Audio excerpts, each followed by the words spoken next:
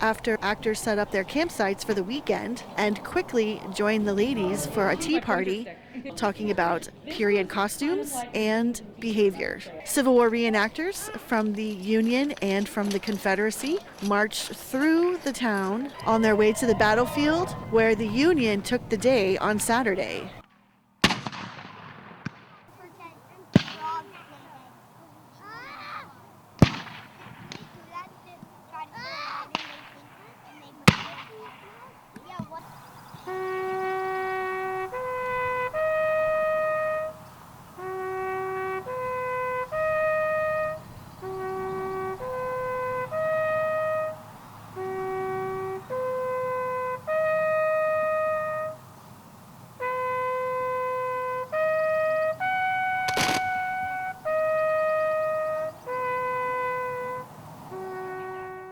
Reenactors took time to relax before heading into the Caldwell Dairy Barn, where they engaged in dancing and a ball. When you get on home, reel the set right over to your partner.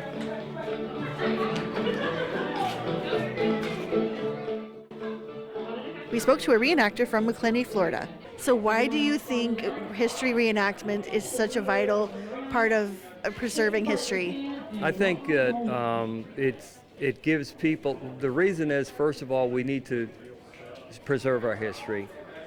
And a lot of people are not receiving education. We excluded history when they took STEM, into the school system, and they dropped history. So for this last generation, they don't have any history, and I think this is a good way for them to come and see, hey, what is this all about? I was at a reenactment about 11 years ago in North Carolina, standing there just after I retired, and I rodeoed.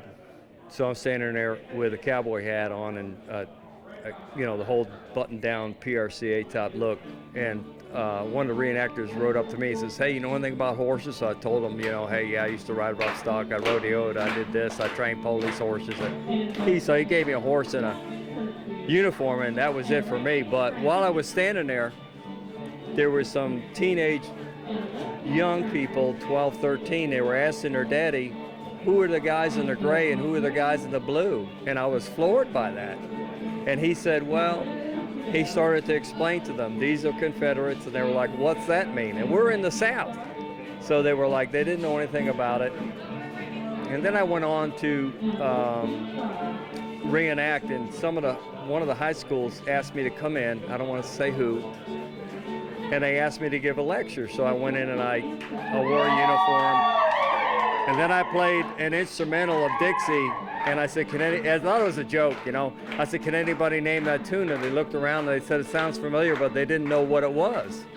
So I started to ask them questions like, when was the Revolutionary War? They didn't know.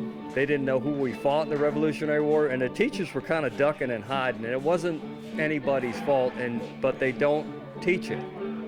And I went through, I asked them about the Mayflower. I said, anybody know about the Mayflower? And there happened to be a restaurant so they thought there was a restaurant. So I explained that.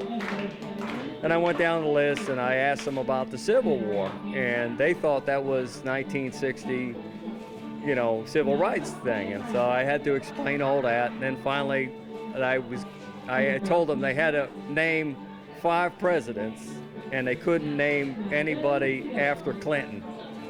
And nobody could name 5 presidents, George Washington, and that was it. So I gave them, my homework assignment was they had to handwrite every single president and then pick one and write a paragraph on why they admired or what they thought or didn't like or disliked about that man. So that was my homework assignment to them. But I realized, and that was probably 7 or 8 years ago, 9 years ago, and I realized how bad it was. So we were committed to trying to present history and, the good and the bad. I mean, if we raised the flag on Iwo Jima, we did bad things too, to Native peoples and all that stuff, but we have good and bad. It's all part of our history. It all has to be portrayed. And if you give them the facts and not a narrative, Let them make up their own mind. Don't try to influence them, but give them facts.